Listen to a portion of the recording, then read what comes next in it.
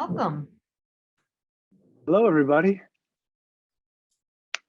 Good afternoon. Oh, Good afternoon. Good afternoon. Nice to see everybody.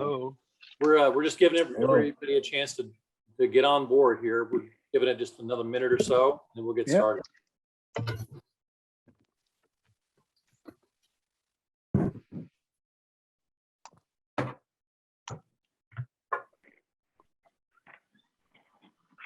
I hope everyone's staying warm today. It's a little bit of a chilly March day. Crazy. yeah. But it's gonna warm up. It's gonna warm up later in the week, and so that's a good thing. And we're almost in April, which is fantastic. Yeah. Oh. All right, folks. I'll give a quick introduction, and then we'll hand it off to Dr. Williams. Hi, I'm Ray Gilmer. I help lead the MC Communications team here. Thanks for joining us. I'm serving as the moderator today. So if you have any questions or comments or something, feel free to just use your digital raise hand feature on Zoom, and we'll recognize you and make sure we get it in, or you can send us a message on the chat. A reminder that we are recording the Zoom session today, so this will be recorded and then posted the next day or so on the MC website. People can go back and look at it later if they didn't get a chance to join us today. We have Dr. Williams until about 5 o'clock. He's got a busy schedule, as you can imagine, so we're going to try to wrap it up then. But in the meantime, we're going to just go for it and try to get as many of your questions and comments and suggestions in, and also hear some thoughts from Dr. Williams. So with that, Dr. Williams, the floor is yours, sir. Yeah, thank you. Thank you very much. And thank you all again. It's been a great, it's just been such a great welcome. This is Tuesday of week 5. It's Tuesday, right? It's Tuesday of week 5. And I've been, just around and listening and learning a lot. And it's just, again, I'm really thankful to have, and I'll share a little bit of that with everyone. Not all of it, but just a little bit. But it's wonderful to see everyone here at the virtual meet and greet. And, as I was sharing a few moments ago, we're on the cusp of April. So that's great. A little chilly for the cusp of April, but I think we're all going to be okay. I have a nice MC sweatshirt and hat and gloves to keep me warm. So I'm feeling well prepared. And as I shared, there's just been a lot that's happening. We had a full board meeting just last week. And as for me, it was my first official board meeting, which was fantastic. I've been able to meet with college council a few times, in the last 5 weeks, which is wonderful. I've also last week met with 3 of our other governance council, excuse me, excuse me, everybody. To take a pause to hydrate, right? Our staff council, our faculty council, and our administrator council. So that was wonderful to be able to spend time with them on Thursday, each of them of last week. And I would say, we're moving forward as we always have at Montgomery College. I think one of the signs of that moving forward and getting back to our normalcy is that masks are now optional. So it's all that announcement last week, and that came through. I'm really happy to say that came through a lot of conversation, with college council, with union leadership, with other members of the college community, and just being guided by science and, kind of navigating our society as we do outside of the college, that we were able to provide a mask optional situation for us now. And, I would say with that, we know that while conditions are continuing to improve, I think we all have embraced the idea that we must be nimble. I don't know what the word for 2022 will be, but I hope it's not nimble or transition or pivots. Those are very overused words in the past 2 years. But I would say, please let us all continue to take care of ourselves, take care of our loved ones as we continue to traverse a world that is ever evolving. And when I think about traversing an ever evolving world and, the ability to be agile, I hope you saw that the college's budget request was supported by the county executive, Mark Elrich. This is fantastic. The request, if you, I'll share with you just in case you don't know, is provides for a few salient pieces that I'll just spend a moment or two on. So one, well-deserved compensation increases for faculty and staff, generous support for the college's new East County Education Center, which will expand our impact significantly.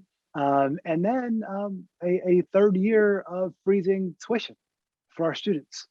So really continuing to embrace Montgomery College's desire and action, because desire is one thing, but action is another, to make higher education affordable, for our students and the communities that we serve. So those are some really fantastic components of the budget that was supported, and we will obviously continue this process and continue to advocate on behalf of the college. I do, want to give a shout out, and I shared this, as we kind of come around.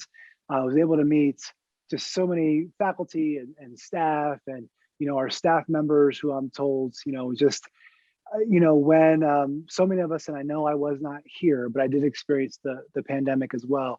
But when so many of us were not here and we were virtual, we had our staff members and our physical plant operations, and people who were cutting checks, and people who were keeping our business services and our technology functioning, who were coming in, and our essential workers. So I'd be remiss if I didn't share in this virtual space my thanks and my gratitude for staff members, and also, of course, our fantastic faculty, right? And just how you stretched your skills during this time, right? And some of you I know by one of the elite engagement opportunities, elite as an acronym, not elite as in super fantastic, engagement opportunities that I was involved in. I know that several faculty were really on the forefront of really virtual teaching and learning, but I also know that there were a lot of opportunities that were provided since the pandemic, and I just want to spend a moment to appreciate the faculty who really, I know it was a Herculean effort to be able to just transition with such agility in such a short period of time.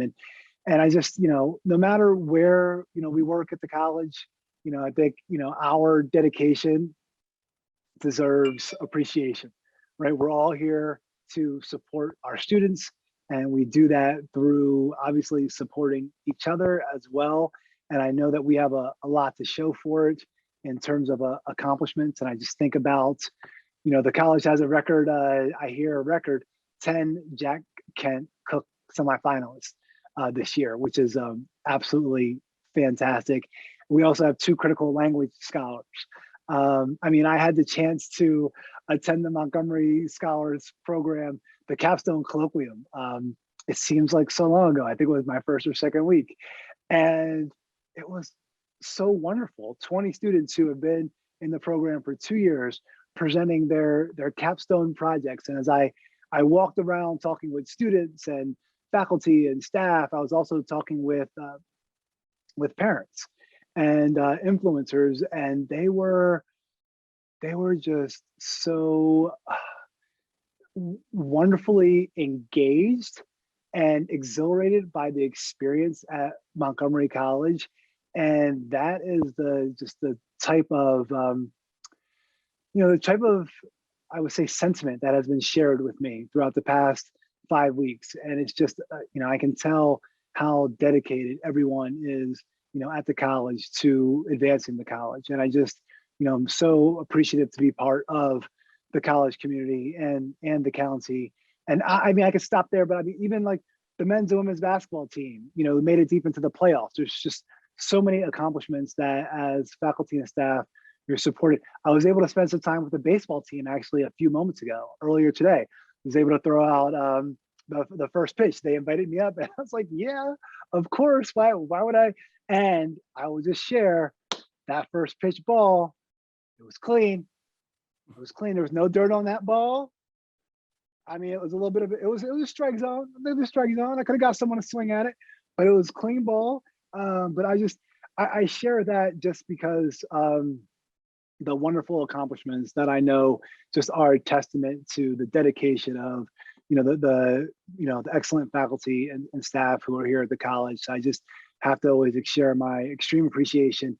Even after 5 weeks, I can just tell how much care and compassion that the MC community really places on helping our students identify their goals and helping them achieve their goals. And I've already been profoundly impacted by it, and I'm just looking forward to even more engagement opportunities. And of course, I've been meeting with students, and that has obviously been fantastic. So I mean, I could go on and on. I could talk about how I've been kind of indoctrinated into our social justice lens at the college, and talk about the Holocaust commemoration that I attended, which was just so moving, and just to hear a story, such a powerful story, I mean, and just the vulnerable spaces that we create for each other in order to learn, in order to harness what's going on in society, both the injustices and the really fantastic opportunities that we have to leverage in order to keep doing what we're doing, which is to help students change their lives, right? And that's our mission, and I'm paraphrasing, but helping students transform or change their lives. So with that, I will stop. I just wanted to share some highlights of what I've been up to, and I'd love to have a conversation, hear a little bit about you, hear what you think the best things are about the college, or any questions you have for me. But I just wanted to start with a little bit of what I've been doing. So I appreciate your patience and listening to all that. Trust me, there's a lot more I could share, but look forward to having a conversation for the next little bit. So Thank you, Dr. Williams. Appreciate that opening remarks. That's great. You touched on a lot of stuff, and lots happened in 5 weeks. That's a lot to get in that time. You mentioned that you were up at Germantown throwing out the ball. Roberta Buckberg commented in the chat that she saw you throw that ball, and you said you had quite an arm. Roberta, tell us what you saw. Does it look good? Okay, I don't want to put you on the spot. yeah, Okay. I was trying. It was cold. It was cold, Roberta. It was cold. So say all these It's factors. very cold and windy So there had to be something. For that. There had to be something on the ball, or it would not have made it far. Yeah. Roberta sounds like a Nats fan, maybe, that likes to go. By the way, Roberta helps to set up leads for students who are looking for jobs. She's one of our best advocates for employers to reach out to students and connect students with job opportunities. She sends out emails on a regular basis, letting students know about great internship and job opportunities. That's great. That's great. I was, I mean, up there, just a few hours ago, I guess it was now, but I mean, just the level of activity. I mean, there were students from a health class. I believe you said it was Health 101 who were there, watching the game. I'm sure, applying that to, their class. And it was just, and then there were, faculty and staff who were there, being supportive. Oh, Wonder Woman of the Week. I saw that on LinkedIn. I saw that. So that was awesome. Yeah. So it's just been truly wonderful. But yeah. So what questions do we have, folks? Anybody? Okay. I think Noah. Sally, please. And Noah's here too, but Sally, let's let you go first. Okay, great. I was just going to say to Dr. Williams, thank you for coming up to Germantown. And I kept thinking, everybody knows Tacoma Park, everybody knows Rockville, but what about our Germantown? And there you were, which was wonderful. But another big surprise to let everybody know, I thought, okay, I saw all my old buddies that I knew. And then I just thought, oh, there's a lot of different people I don't know, and just started to talk. There were a lot of people from Rockville and Tacoma Park, and that is on this cold day, and they had to travel, and that is beautiful, that support. I just did not expect that at all, And so we run this International Peace Day of soccer on September 21. And I try to get all 3 campuses. We play it that one day on the Germantown campus. And it's tough getting students from other campuses, but Rockville has said, well, we'll bring our teams. And then the baseball team, the wonderful baseball team in Germantown said, hey, we'll just come down and watch the games. So it's just a pickup game, and we have probably 200 people playing in 3 hours. But the support that these campuses have for each other is pretty incredible. So I just want to compliment. And Sally, share the factoid you share with me. How many countries represented in this game? How many countries? 60? Yeah. How many? Yeah, 2 years ago, well, we haven't had it for 2 years ago. 3 years ago, 62 different countries. When I was running it for 12 years, I wanted to know the countries. As it went on, people were trying to sell sweatshirts and stuff. I wanted to know the countries, and there were 62.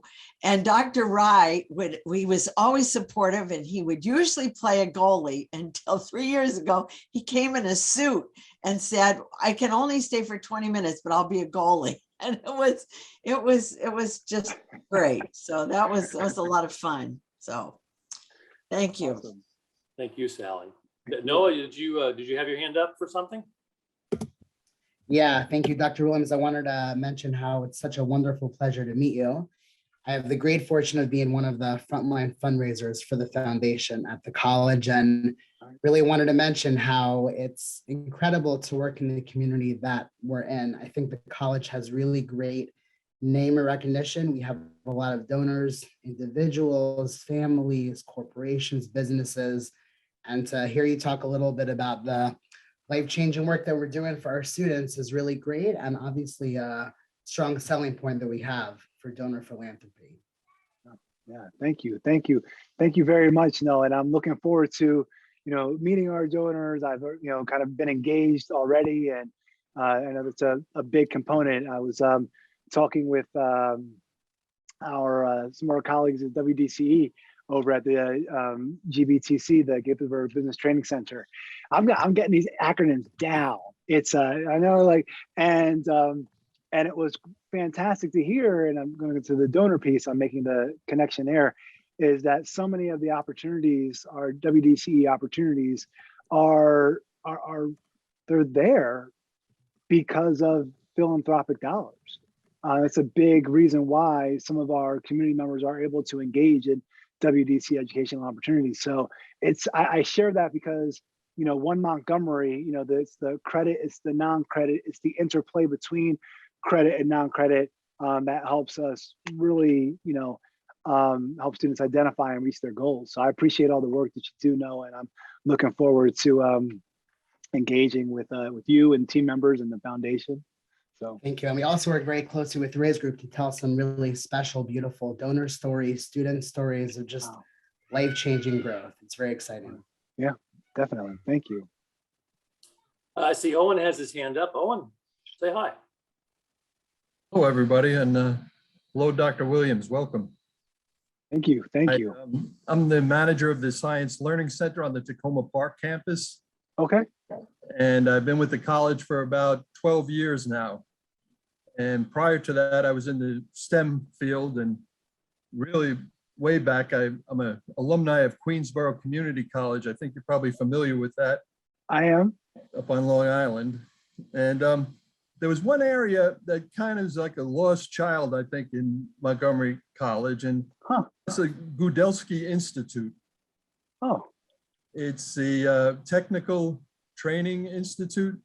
Okay, yes. I think that's an important piece to the STEM. It's the T in STEM, the technology.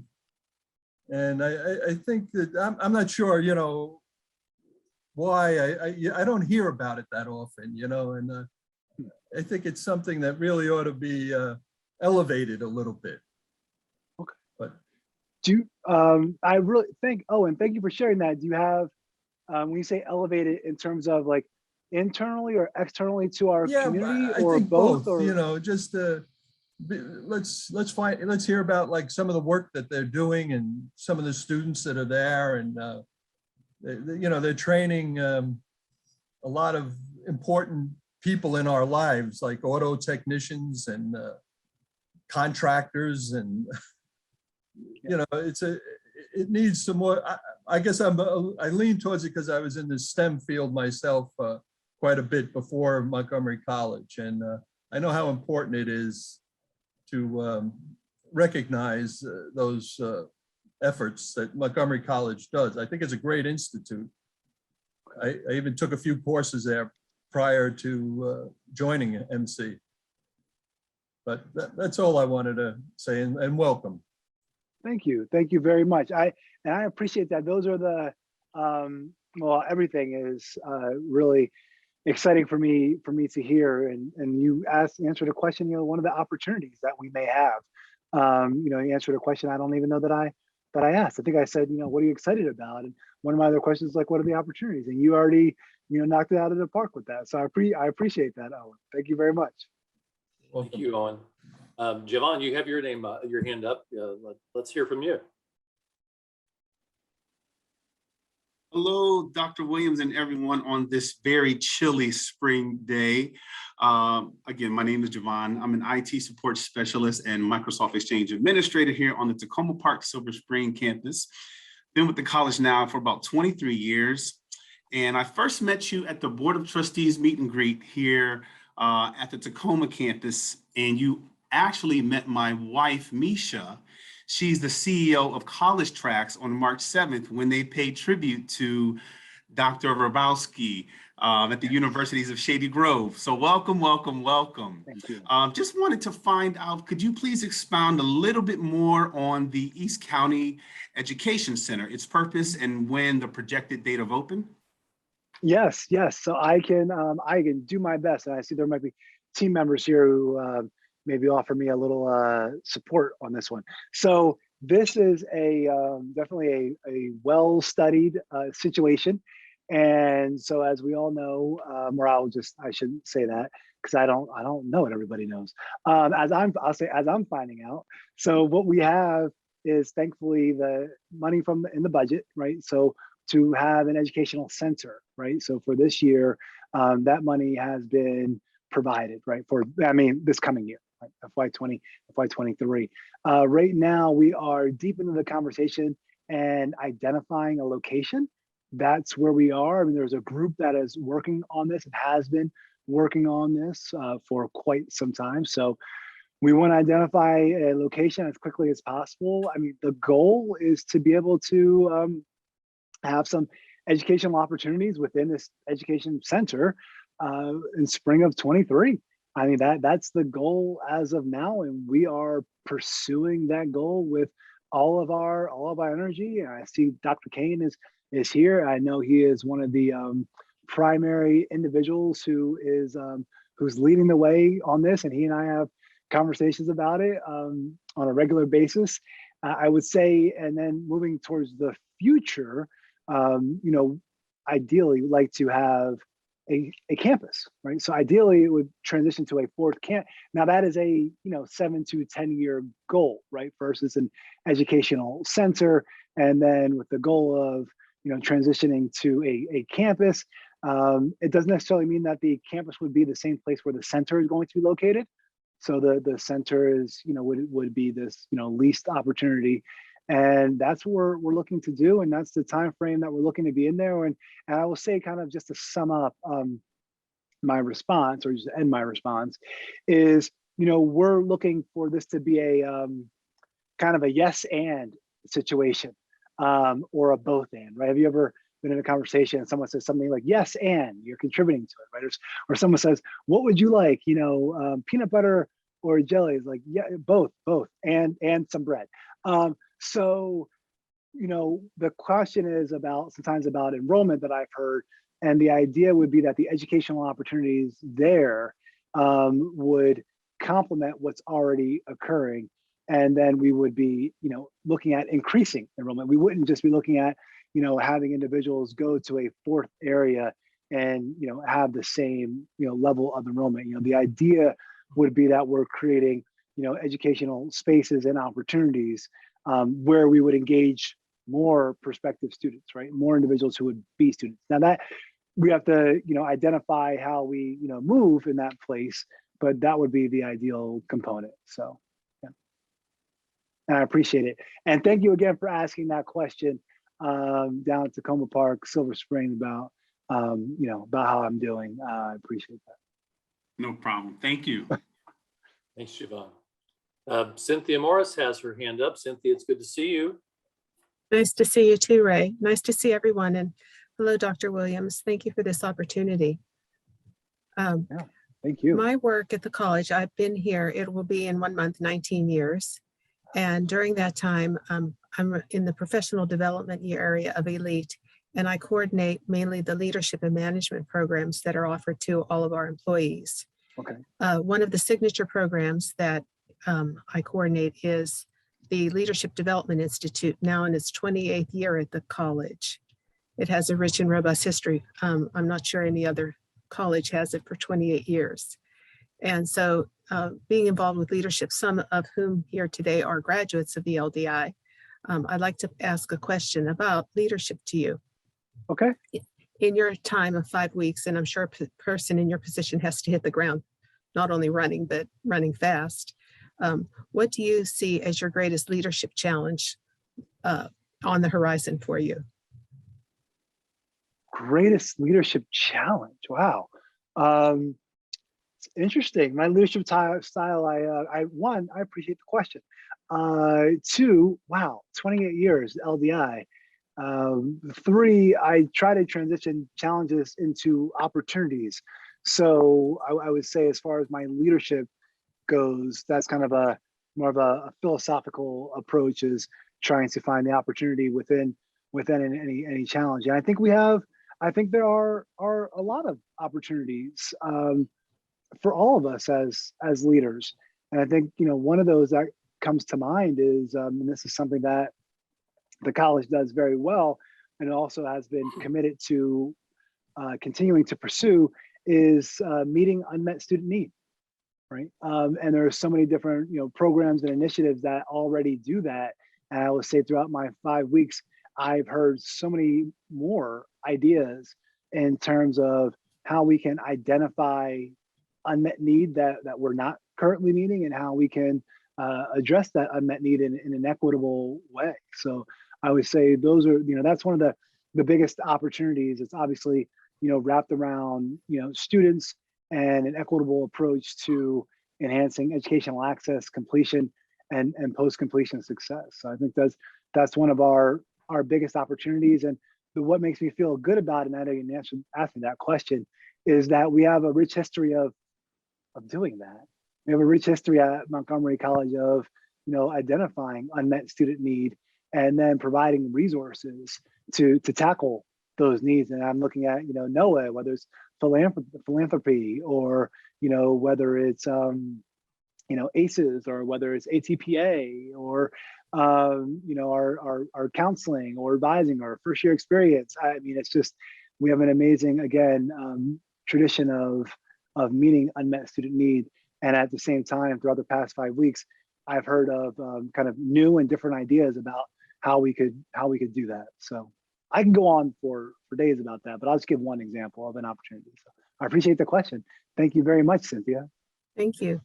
Thanks, Cynthia. And I see on the chat that we've got a few other LDI students or alumni on the call. All right. So We certainly do. Not everybody has claimed it yet.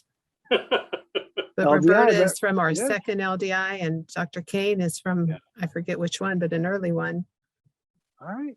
Represent LDI. That's awesome. Hey, I see Michelle has got her hand up. Hey, Michelle, say hi. Hi there. I don't really have a question. I just have a comment. I just wanted to thank you earlier. Also LDI alum here, but I just wanted to thank you earlier for your kind comments about ELITE and all of the wonderful faculty that we were able to train, and all the support and the help that we had, helping everybody to pivot during that remote teaching time. Thank you. I really appreciated you saying that. I know that you weren't here, but the fact that you heard about it and you acknowledged it meant a lot. And we appreciate your support. Thank you. Dr. Williams, before we get to Tracy's question, I wanted to throw one in myself. I know that at previous sessions with meeting with students and employees, you've encouraged people to give you tips for where you and your family can go in the area in the DC Metro. Is there any new places you've discovered or any favorite spots that you and your family have enjoyed so far? So we have a lot of boxes at the house now, so didn't get out as much this weekend as we wanted to. But I would say, for the boys, definitely the adventure playground we went to a few weeks ago. I want to say, what was the location of the adventure playground where we went? It had a big ship. I don't know if they all have ships, but it was fairly close by, and so that was a big hit. The adventure playground, and I think just kind of getting out and walking around. But yes, we have, in case. So with a 4-year-old boy, my partner and I, Maggie, we have a 4-year-old boy and a 9-year-old boy. And I think we want to get them down. I see Aaron Spade. Yeah, we want to get them. Yeah. I've heard like really good to kind of get into the museums, like Saturday morning, just get in, get out kind of deal. And so we want to get down there. But yeah, we're finding our way around. So. And if I could add, the Air and Space Museum in DC is great, but there's also an annex in Virginia that has a lot of the big stuff. Like they've got a shuttle in there, lots of historic aircraft that your boys would like too. So don't pass that one up either. I've been a few times. It's always fun. Yeah, they like Stan, right? They like to go see Stan. So I think I could always just bring them over to the college, and like, yeah, they would have total. And Jennifer, yes, that was the one thing that we were going to try and do this weekend was the cherry blossoms. I heard that they were only around from like Monday to Wednesday because of the wind and the rain. They weren't expecting them to be around, so we just decided to pass on that. And since we passed on that, we had a lot of unpacking. We're also trying local restaurants. So if you know of any local restaurants that deliver, we're into all different cuisines. So, let me know about that, but yeah, we're immersing ourselves in the county. Very excited. So if anybody thinks of some place they'd like to send a recommendation, they can just shoot you a note and you can add it to your list, right? Please, yes, please do. I do have a list. Favorite food to eat or to make, Jennifer? Sorry, Ray. How about both? How about so wow, favorite food to eat. Although I haven't had it in a while, I would probably say Ethiopian. Like traditional spread, kind of, with the, kind of like with your base that you're, and all around like the ingredients, and you're using your base as kind of, it's your plate, it's your base, it's your fork, it's your spoon, it's everything. I would say that's kind of, definitely one of my favorites to eat. To make, I would say probably homemade black bean burgers. It's very simple, but it is excellent. It's like black beans and corn, or we tried it the other night with diced peppers, diced orange peppers, some rice, some onions, some salt, and I mean it's egg obviously, so it congeals. Anyway, it was great. You throw it on a grill, nice texture to it, some pepper jack cheese, fresh avocado slices, some beefsteak tomato. Put it on a radicchio bread because I don't really do bread, but Maggie does bread. But I put it on radicchio bottom. It's pretty good. Anyway, I like to eat. So sorry about that. Kind of geeking out about food there. It's too close to dinner, I think, for this. I know. Jennifer got us going. Tracy, you've been patient to wait. Thank you. Let us hear from you. Thank you, Dr. Williams, for hosting a virtual meet because everyone's not comfortable to be in person yet. But my question is about being in person. So the college has a strong sense of community that was disrupted as we moved to emergency remote work. And as the weather gets warmer, I'm wondering if we'll get back to our end of the year celebrations for employees that are usually hosted on each campus. I really thank you for that question. I do believe that the modalities I think are set, and I might lean on, Steve for a little bit of this. But I know that is in play. I think it is really determined at this time by the organizers. Because I know just based off of, I'm thinking of my calendar and things that I'm attending. Like I know we have, honors convocations that are all in person at the campuses, right? I know that we've decided to have commencement, right? Our larger commencement exercises in person, 2 days in a row, right? But I do know, I believe that there are some events that for certain reasons, people just, they want to have virtual. And there's some events that for certain reasons, people want to have in person. And I think that's been really kind of left up to the organizers of those events. I don't know, Dr. Kane, if you have anything else to add. And then Cynthia, Tracy, I don't know if there's anything specific, any specific events that you were referencing or just kind of a general question. But I was thinking about the closing meeting, which Dr. Kane has referenced in the chat, but also each campus usually has like a cookout or some type of social gathering at the end of the year that's close to commencement. Wondering if we'll get back to those kind of things. Oh, okay. That's I will ask. I don't know if there's anything on the calendar right now. I'm learning that.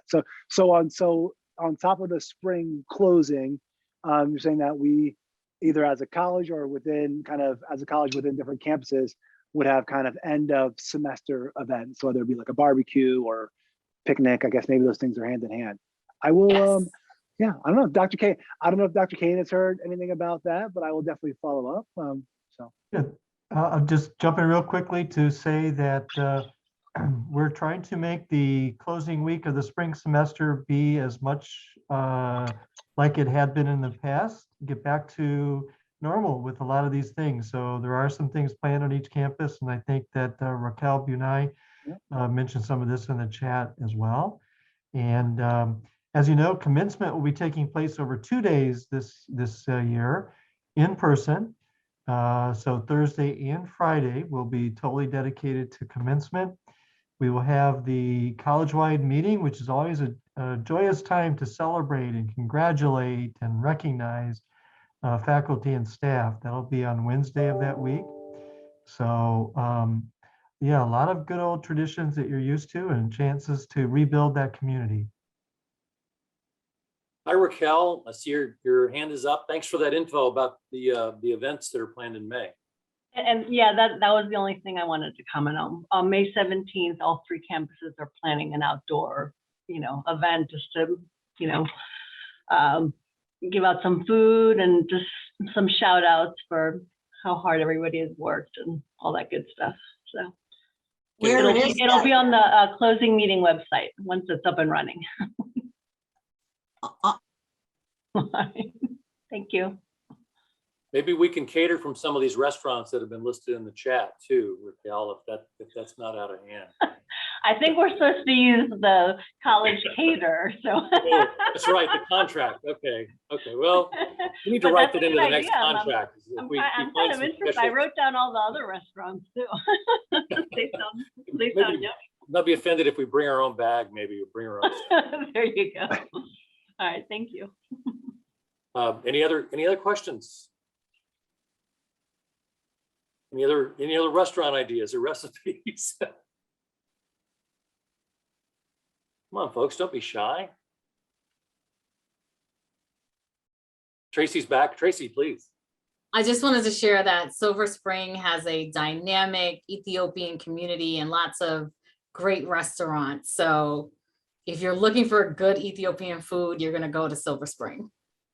Awesome. Thank you. Thank you. Thank you. Other questions or suggestions for Dr. Williams? Let's check the chat.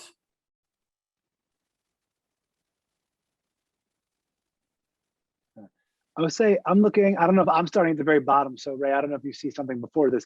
So Jennifer, common themes or questions from faculty and staff. I mean, I would say one of the common themes that maybe I mentioned and maybe I did not. I guess it's kind of implied that I did not if I say maybe I did. Thank you, Philip. Is compassion. Compassion for our students and compassion for each other. That's definitely just a common theme that I've kind of either heard and or just embraced. And as far as seeing it, like I had the opportunity to visit classrooms and see faculty engage with students, and I was just seeing the level of, again, I guess compassion, empathy, desire to help students achieve their goals is definitely a common theme. And I would say one of the other pieces is this desire, this enthusiasm to really grab a hold and continue to be innovative and transformational. That's another common theme is it's like acknowledging that there's so many fantastic opportunities, period, full stop. And also thinking about, wow, what more can we do, right? Whether it's amplifying something that is already fabulous or identifying something that we maybe talked about once or twice, or something that we never thought about, which I think is just, I really appreciate that in terms of, the approach. And I guess I kind of can sum it up with, to continue on the traditional work that we need to continue with and endeavor and pursue, while also focusing on the transformational, right? And I kind of that's another common piece of, yes, we're doing the things that we need to do, and a lot of items that we're carrying out are innovative, but we're also continuing to focus on the transformational and innovative. So those are a couple themes that and from our students, I would say really quickly is our students' dedication to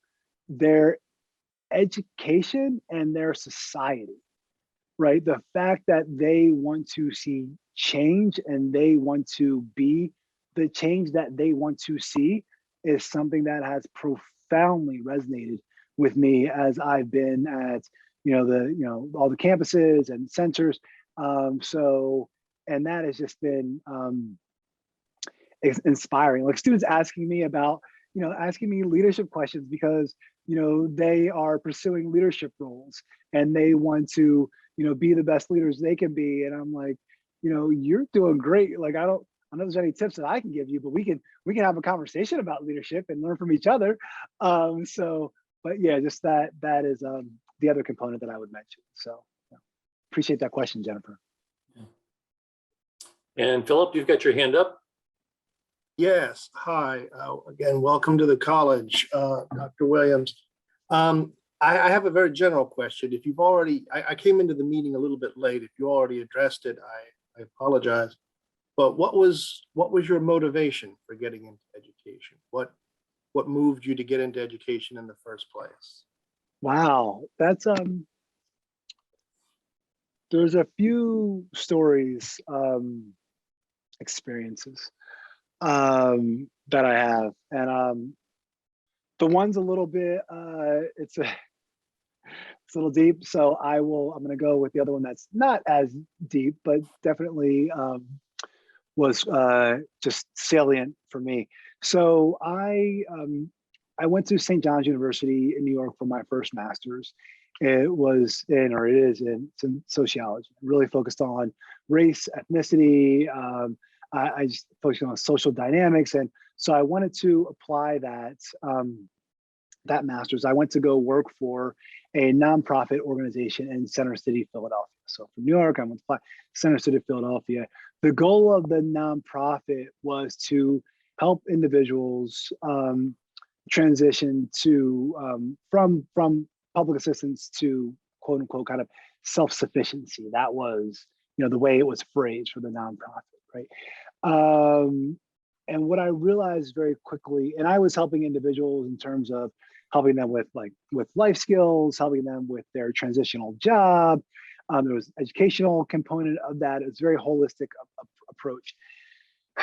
And what I realized very quickly was the individuals who I was supporting, one of the components,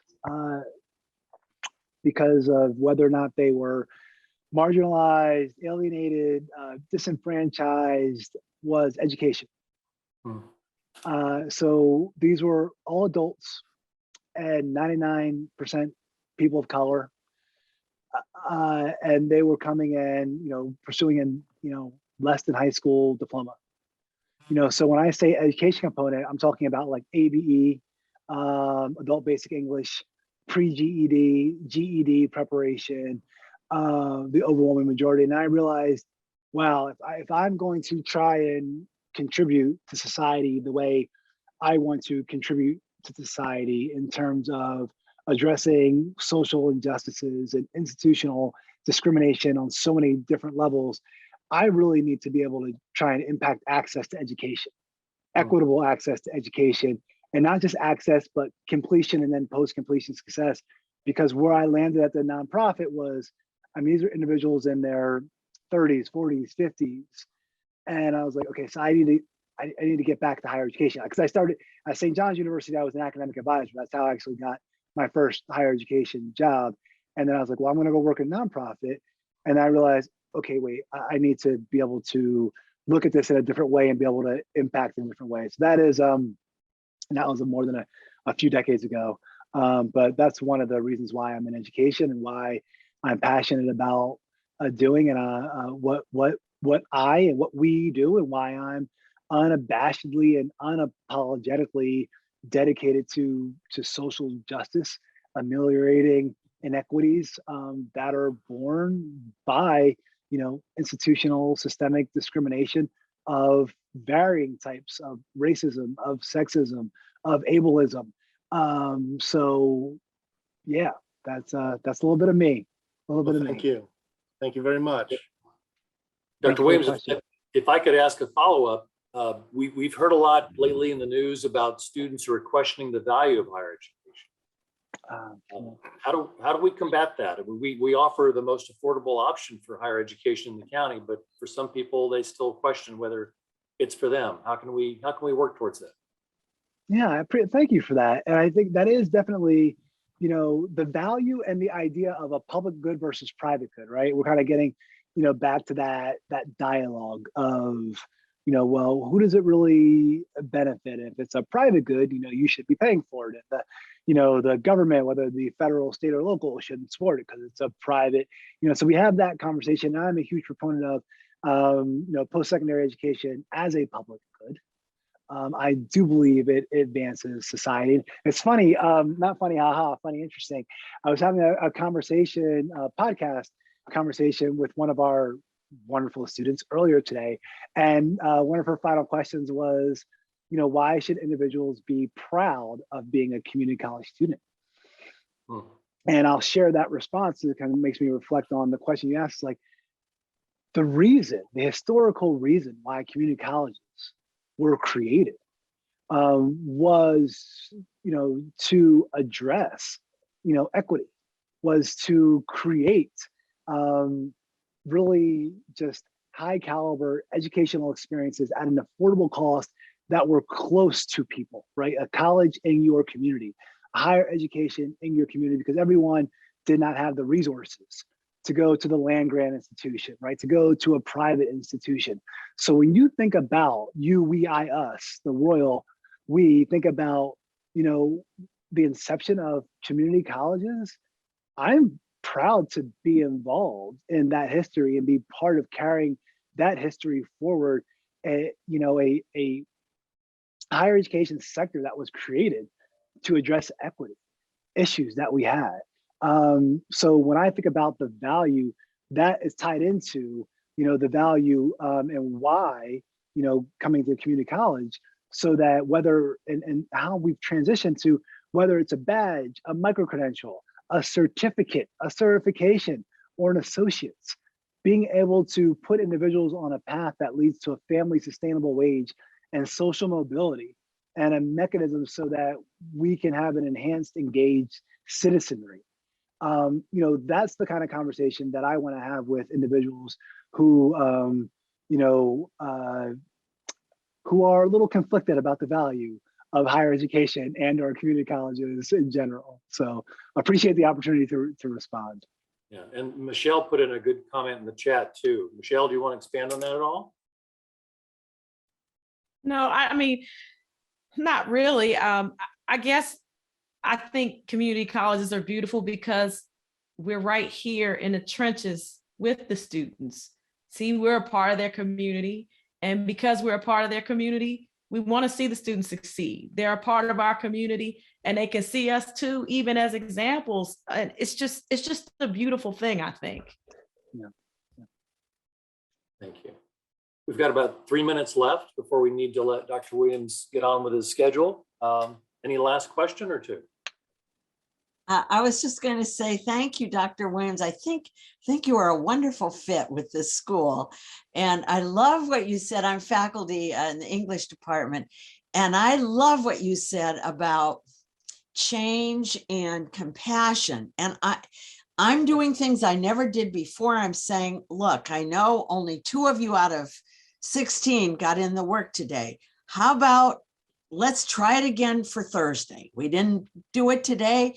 And I'm saying things that I never would have said before 2 years ago. So I think we do have to change. We have to acknowledge what they've been through the last couple of years, and we have to bend and do things differently that we didn't do before. And that's tough. That's tough to do. But I think I think you nailed it when you said compassion, that when you have compassion with some of them are having 2 jobs and then, well, maybe I ought to do a little college stuff and get that in. And, that's just that word compassion and the word change that we need to make is really important. Thanks a lot, Dr. Williams. Thank you. Thank you. Thank you, Sally. Just a couple minutes left. Any last comments before we let Dr. Williams wrap it up for us? Ray or Dr. Kane, not to put you on the spot, but I wonder if the plan would perhaps be to have more of these in the future. I know that they take up a lot of time, but we had a lot of many years with Dr. Williams' predecessor. And so I think these additional opportunities as time permits are really very special and very worthwhile.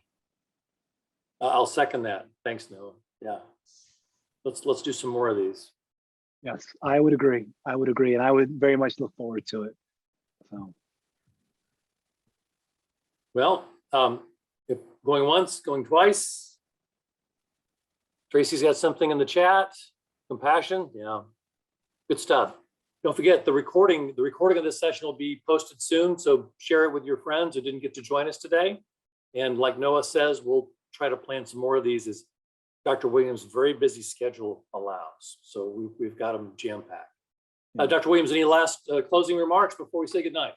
No, I look forward to more of these engagement opportunities, and I am not only thankful for the time that you were able to carve out of your day so that we could be in this place and space together. I'm thankful for all that you do day in and day out for our students and the entirety of Montgomery College. Thank you all so very much. I hope everyone has a wonderful remainder of your day. So thank you so much. Okay, thank you. Thanks, everybody. Thank you. Thanks to MCTP. Thank you. Together. Thank you. Take care.